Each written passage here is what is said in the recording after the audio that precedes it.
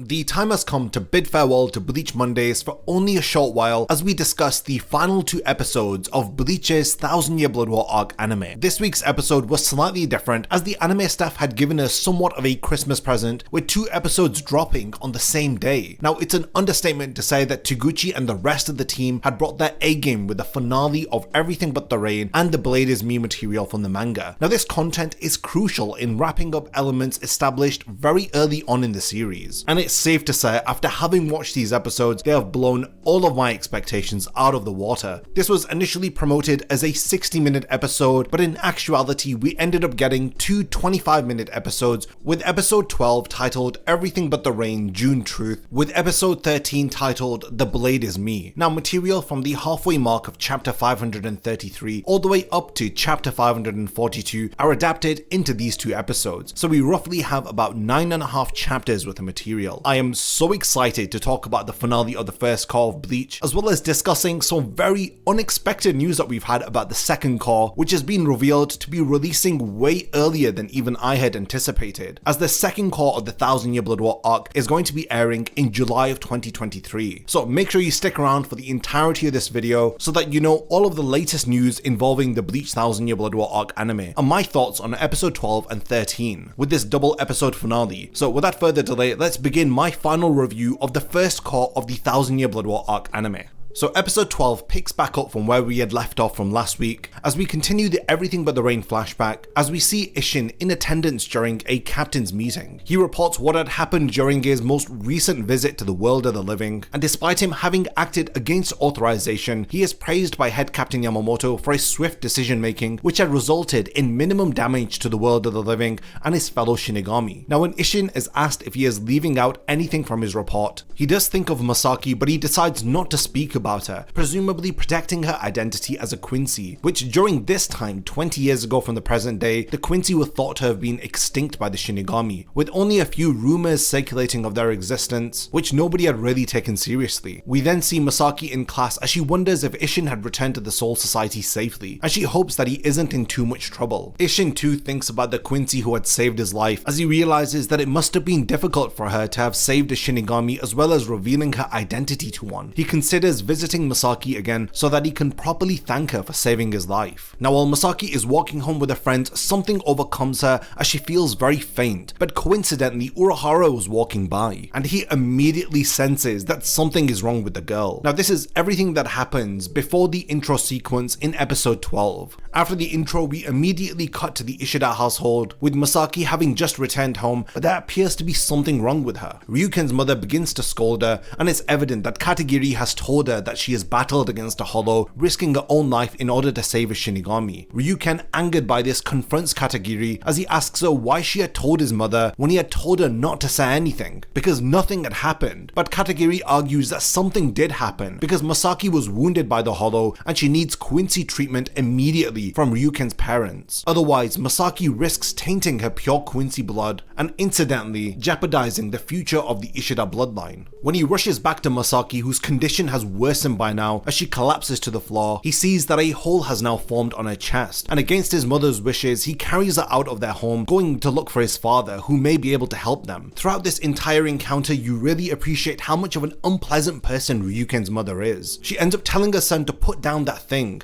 as she immediately dehumanizes Masaki the very instant that she starts to feel unwell. It's obvious that she considers her a burden and she sets unreasonably high expectations of her throughout this entire flashback. And now that Masaki needs help, she just wants to sit idly by and do nothing. But Ryuken on the other hand rightly rushes to get her help. Now I love this impulsive and very emotional side to Ryuken, as he's somebody who we have only seen as an adult who is very stern with his son. But this flashback allows us to kind of humanize Ryuken's character as we see just how similar the younger Ryuken was to Uryu. Ryuken thinks about what on earth is happening to Masaki. How was the hole formed within her chest? Why is it that she is feeling so much pain? He regrets not having tried hard hard enough to stop her, and he even regrets not having stepped in front of Masaki before the Hollow had attacked her. Now while carrying Masaki, he is about to be attacked by a Hollow himself, but he ends up being saved by Isshin, and Ryuken blames Isshin for Masaki's current condition because she had gotten injured trying to save him. Now before he can continue to scold Isshin, Urahara appears, telling them that they have little time to waste, as they have a few choices to make if they want to save Masaki's life. Now after the midpoint of episode 12, we see Masaki falling into a dark, lonely void as the Hollow White is revealed about to consume her. The anime does a lot of justice to the visuals from the manga, as the Hollow White is depicted within Masaki's soul as this giant, terrifying hollow mask, which is about to devour the essence of Masaki's soul. In typical Urahara fashion, he helps us to understand what on earth is going on, as he explains that Masaki is undergoing holification. He has in fact been researching this process for close to 100 years. He tells Ryuken that Masaki will never be who she once was, because holification is an experimental process used to strengthen a soul by pouring a hollow soul into an ordinary soul. This ends up destroying the boundary between the two, and it merges the two beings. This process was initially created to strengthen Shinigami souls, but it had been abandoned after being very difficult to control. Now with Masaki's case, it is even more troublesome, since she is a Quincy undergoing holification, because if you remember, this was a process exclusively designed for Shinigami. Now without a doubt, Urahara can save her, but he is unable to bring her back to being a pure-blooded Quincy, because when holification begins, the original soul and the Hollow merge to become a monster. The boundary between the soul and the outside world ends up being destroyed, and it leads to self-destruction in a process called soul suicide. In order to prevent soul suicide, something needs to be poured into the soul that counters holification. Now he had created a vaccine made from a Quincy arrow and a human soul, and he had injected this into several Shinigami who were holified, and he was able to prevent soul suicide in all of these cases. Now when he's giving this example, he of course is referring to the Vizards here, and this is all that Urahara can do in order to prevent her from dying, but saving her and preventing holification and returning her to being a human requires a lot more than this. This is because Masaki will need a strong conflicting power that will always remain by her side, stopping her from holifying until the day that she dies. Masaki's life now rests in Isshin's hands, as Urahara explains that he has made a special Gigai, and upon entering it, Isshin will become a being between a Shinigami and a human. The very principles of reversing holification are derived from the fact that Shinigami are the opposite of Quincy and humans are the opposite of Hollows. Isshin has to be the conflicting existence to Masaki, and in doing so, he will lose his Shinigami powers and he will lose the ability to see Hollows, and incidentally, he will never be able to return to the Soul Society. Ryuken believes that Isshin will never accept these terms, which are so heavily unfavorable for him, as he realizes that Masaki is now beyond saving. Urahara goes on to tell Isshin that for the special Gigai to function as a living vaccine, he needs to tie her soul with a reishi string to the hollow that is within her. Now while that string is tied, Isshin will not be able to leave the special Gigai until the hollow leaves Masaki after she dies. Isshin surprisingly agrees to help Masaki, as he refuses to let the person who had saved his life die, all because he has some doubts about abandoning his past life as a Shinigami. The process to stop Masaki's holification begins as Isshin appears within her inner world in order to protect her. He ends up saving Masaki as his soul is successfully tied to hers. He does so by performing a variant of the Getsuga Tensho. While Ichigo's attack condenses and releases spiritual pressure, Isshin's Getsuga Tensho is very different, as it's a burst of flames that he releases from his Zanbakudo. After successfully helping Masaki, we see Isshin in the special Gigai, and Ryuken returns as Katagiri learns that he had left Masaki behind with the Shinigami. Ryuken feels like he has failed the Quincy, but Katagiri reminds him that he is not alone, as she has sworn to serve him. I have to give a lot of credit to Katagiri's voice actor, as she had a very emotional and touching performance in episode 12. You can really feel the emotion from her words and the conviction that she has with serving Ryuken, and you can totally understand why a romantic relationship had blossomed between the two of them, because later we learn that Katagiri is in fact Uryu's mother. So I love the fact that a character was given a lot of love within the anime. We then learn that Masaki had left the Ishida family after graduating high school, since her soul was mixed with a Hollow's. She was tainted and she could no longer be accepted as a Quincy. It was in fact Ryuken who had made the decision of letting her leave, as it was his way of letting go of her. her. Isshin had quite a bit of knowledge about medicine thanks to his training within the Shinigami Academy, so with the help and additional teachings of Urahara, he was able to set up his own medical clinic within Karakura Town. Masaki, who had gone to college, would continue to see Isshin, who had explained to her that he had lost his Shinigami powers because he had screwed up and was kicked out of the Soul Society. He had assumed that Masaki was aware that he was lying, but it was so that she would not feel responsible for Isshin having sacrificed so much for the sake of her life. When Isshin goes on to explain how Masaki was as radiant as the sun, we get some incredible anime-only visuals here, which emphasize just how strong the bond was between Isshin and Masaki, and it makes it even more painful to hear about the way that she was killed later on during the post-credit scene of this episode.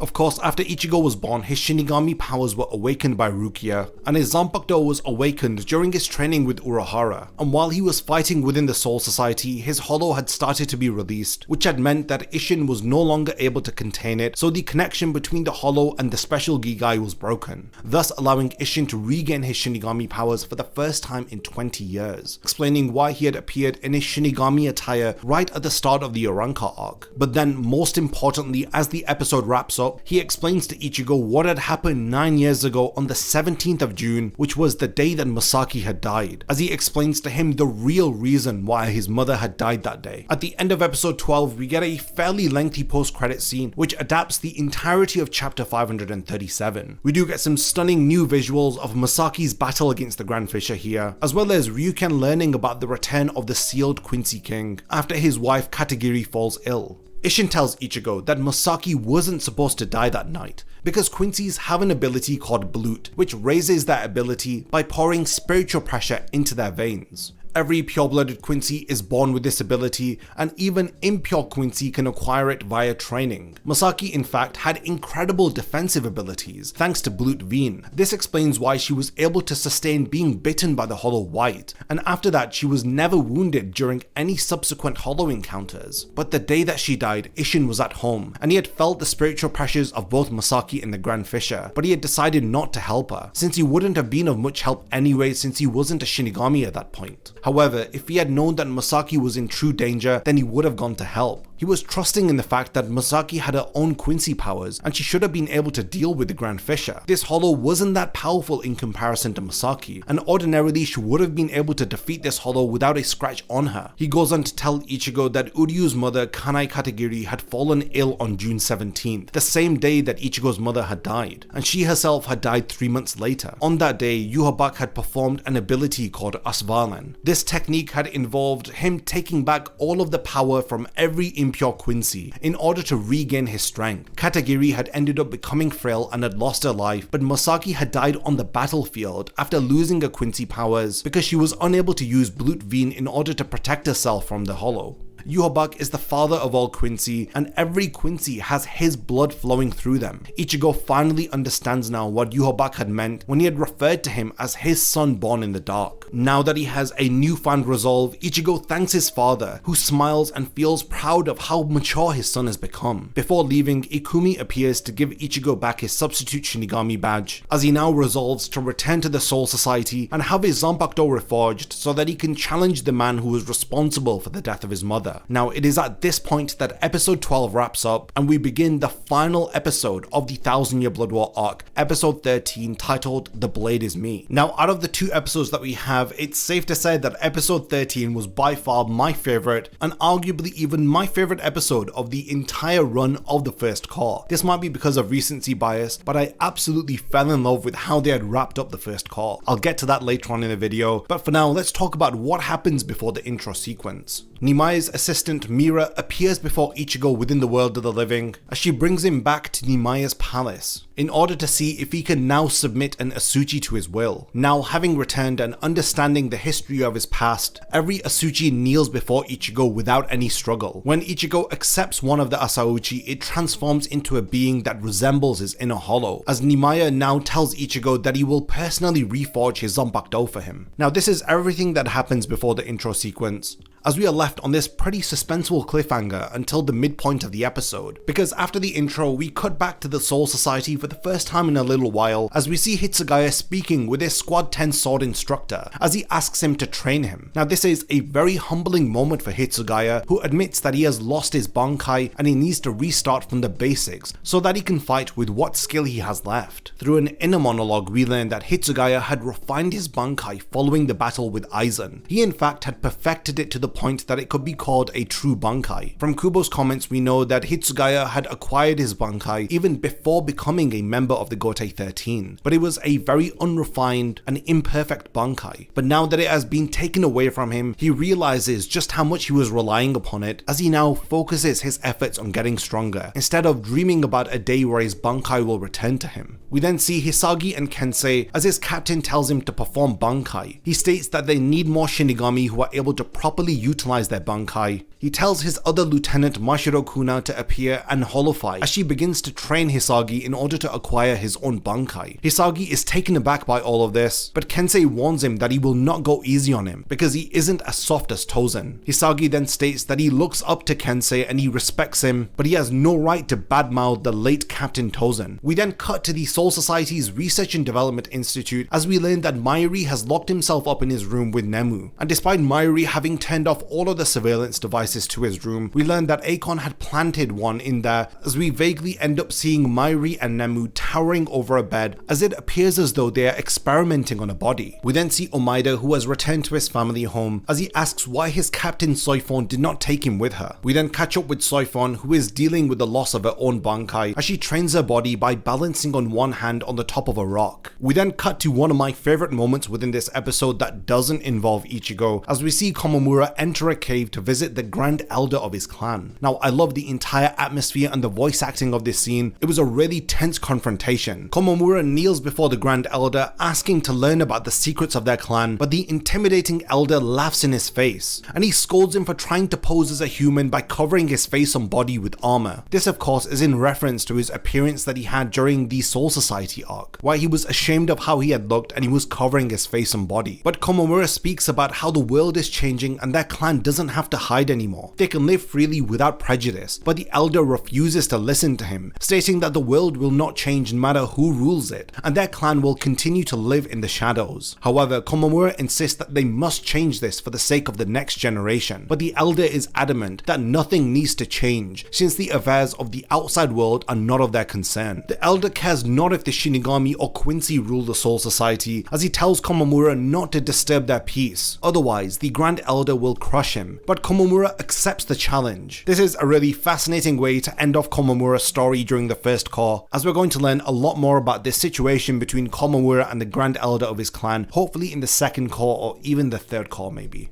We then finally cut back to Nimaya's palace where Ichigo's Zanpakuto will be reforged, but before all of that he tells Ichigo to bid farewell to Zangetsu as we reach the midpoint of episode 13. Now Nimaya summons the Sword 5 as they take his Asuchi and start to reforge Ichigo's Zanpakuto. He asks Ichigo if he knows why his Asauchi had turned white the moment that he had touched it, and he wonders if Ichigo had noticed that his Asauchi now resembles his inner hollow. Now this is because Nimaya had his Asauchi transform into the catalyst that will draw out his Zanpakuto, as he reveals that his inner hollow is in fact his Zanpakuto spirit. The hollow white created by Aizen was made up from layers of several Shinigami. Nimaya explains that this is a similar process to how his Asauchi are created. Now when the hollow white had entered his body via his mother, it had fused with his Shinigami powers inherited from his father, and incidentally it had become his Zanpakuto spirit. Now incidentally this leads to Ichigo questioning who on earth is the man within his soul who has been pretending to be his Zanpakuto spirit this entire time. When he enters his inner world and he meets with Old Man Zangetsu, Nimaya asks Ichigo if he knows this man, to which Ichigo says that it is Zangetsu, but Nimaya states that he is wrong. The man who is standing before him resembles somebody that he has recently fought, as he finally realizes that Old Man Zangetsu is Yhwach from 1,000 years ago. He is not the source of Ichigo's Shinigami powers, but instead he is the source of his Quincy powers inherited from his mother. Ichigo had tried to ignore the reason why he had confronted Yhwach without knowing much about the enemy when he had first arrived within the Soul Society? How is it that he had known that Yhwach was the most important enemy on the battlefield, and at the same time he couldn't shake the feeling that Yhwach had resembled somebody that he knows? And this somebody was of course his very own Zanpakuto spirit, Old Man Zangetsu. Ichigo is distraught as the rain begins immediately pouring down within his inner world, a sign that he is now emotionally distressed. He asks Zangetsu why, to which he tells him that everything he has heard is the truth and he is not Zangetsu. Feeling totally shocked and confused, he asks if he is Yhwach, and is it true that he is not Zangetsu? He is then told that the person that he had referred to as Old Man Zangetsu was in fact the source of his Quincy powers, and in a way he is and he is not Yhwach. Just wanting answers, Ichigo yells out whether if he is a friend or an enemy. Was everything that Old Man Zangetsu had told him a lie? He then explains to him that he is neither his enemy or his friend, but he does tell him that he has never lied to him aside from the name that he has told him. He explains that whenever Ichigo had wanted to learn about his Zanpakuto, he had enlisted help from his inner hollow. When Ichigo was unable to handle the power of his Zanpakuto, or when he was on the verge of dying, his life was saved by his inner hollow, not the man who he refers to as Old Man Zangetsu. Young Yhwach did not want Ichigo to become a Shinigami, and this is why he had suppressed his Shinigami powers. These powers were not matured at the time, and incidentally, young Yhwach had become the dominant power within Ichigo's soul, stopping him from progressing. He explains that he had wanted to keep him away from danger and conflict, and if he had become a Shinigami, then he would have been dragged into several battles, whether if he had wanted to or not. Because of these fights, he would have been hurt, and as a result, he would have suffered, and if he had continued to pursue the path of a Shinigami, then his inner manifestation of his Quincy powers would have had no choice but to kill Ichigo himself. But young Yhwach then summons a Reishi sword, and he explains that this is how he had felt, but once Ichigo had awakened his Shinigami powers, and he was given the opportunity to strengthen himself through pain and suffering, and knowing that Ichigo had traveled down this path of his own will, his resolve had begun to waver, as he had watched Ichigo get stronger, and eventually, his desire to stop him from becoming a Shinigami had changed into wanting to help Ichigo down this path that he had chosen for himself. This is why he feels happy now to step away, as he praises how strong he has become, and he feels blessed to have watched him grow, and that there is no greater joy than this. Feeling content, he releases the last limit on Ichigo's power as the inner manifestation of his Quincy powers fades away, now allowing him to awaken the true power of his Zanpakuto. Morita's voice acting while Ichigo was speaking to Zangetsu was heart-wrenching. It was so difficult to hold back tears because you can hear the pain in Ichigo's voice as he realizes that one of the constants within his life, his source of encouragement and power within him, may have been lying to him this entire time. How truly heartbreaking must it feel to know that he resembles the man who was responsible for killing his mother. This doppelganger had given Ichigo power so that he could protect others in response to the regret that he had felt for feeling responsible for the death of his mother, because he was unable to protect her the day that she died. The entire visuals when Ichigo was within his inner world were absolutely stunning. Seeing the shards of glass just shattered, floating around underwater, and seeing how his inner world becomes completely submerged and void of any color truly represents the turmoil that Ichigo is feeling within the inside. It was an incredible outward manifestation of Ichigo's feelings, and I feel like the anime staff had proven how well they know their stuff about Bleach as a series through the visuals of Ichigo within his inner world, confronting Old Man Zangetsu in this pivotal moment, which defines Ichigo's character and his powers moving forward in the series. When Ichigo realizes that he wasn't lied to, Old Man Zangetsu and his inner hollow were both honest with him,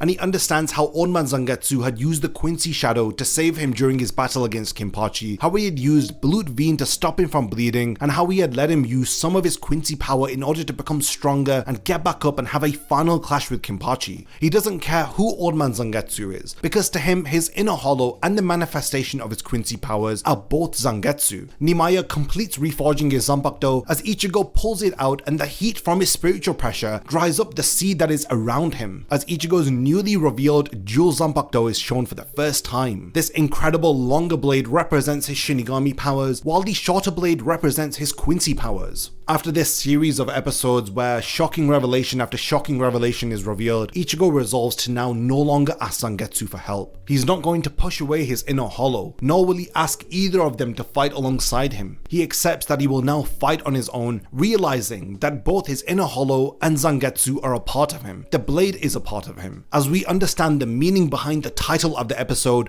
The Blade is Me. The ending of this episode has the credit song swapped out for a remix of Number 1 playing as Ichigo learns about his newly awakened full power. And it's such an impactful way to wrap up the first core with a truly emotional and heart-pounding musical number with the words of Zangetsu echoing as he tells Ichigo about his new power. Now, the episode ends with a post-credit scene that's taken from the end of chapter 537, but it's been reworked and added to the end of this episode, where we cut to Hashwart, who has just returned from the world of the living and brought with him Uryu, exactly as Yhwach had ordered. We then see Uryu in the Sternritter clothing as he is ready to fight alongside Yhwach. Now, this is the suspenseful cliffhanger that we end the first core of the 1000-year Blood War arc on, and I cannot believe that I'm saying this, but we're all going to have to be just a little bit more patient and wait for the second core of the 1000-year Blood War arc anime. And if you've been following my Bleach anime update videos, then you will know that Kubo has been checking and making changes to the scripts for the second core, working late into the night in most nights, and we had kinda assumed that pre-production was wrapping up on the second core, but after the final episode of Core 1 had aired, surprisingly we got a trailer for the second core. And to everyone's surprise, the second part of the 1000-year Blood War arc anime will begin airing in July of 2023. Now, this is very unexpected and beyond anything that I could have imagined. The anime staff like the director Taguchi and the screenwriter Hiramatsu have both stated that any material from the second core onwards will feature better animation and overall quality. Now, this is truly mind-blowing to hear because certain episodes of the first core were already at such a high standard. The double episode this week both featured excellent visuals and animation, and it tops off the first core on a very strong note, and I honestly look forward to the future of the 1000-year Blood War arc anime with promises of additional content in Core 2, which especially will involve Uryu's character, as it's evident that Kubo wants to add more of his story into the anime version of the 1000-year Blood War arc. It's definitely an exciting time to be a Bleach fan, and expect another video from me later on during the week where I'll be breaking down and analysing the entirety of this very short 1000-year Blood War arc Core 2 teaser trailer. For now, I kind of just want to focus on episodes 12 and 13, and as always, this was just my review and thoughts on the double episodes, and tomorrow I'll be back with my manga vs anime comparison video, which will be a fairly lengthy one, as we're going to be covering double the amount of content, so definitely look forward to that video dropping tomorrow. Let me know all of your thoughts about the finale of Bleach's first core. Do you think that they did justice to the Everything But the Rain flashback, as well as the highly anticipated The Blade is Me material? I look forward to reading all of your comments, and lastly, thank you for making it to the end of this video. It's been an incredible journey watching the 1000-year Blood War arc first core with all of you. I'm so excited for July 2023. And if you want to be up to date with all of the latest Bleach news, make sure you subscribe to the channel so that you're the first to watch any new videos, including my manga vs anime comparison video when it first drops.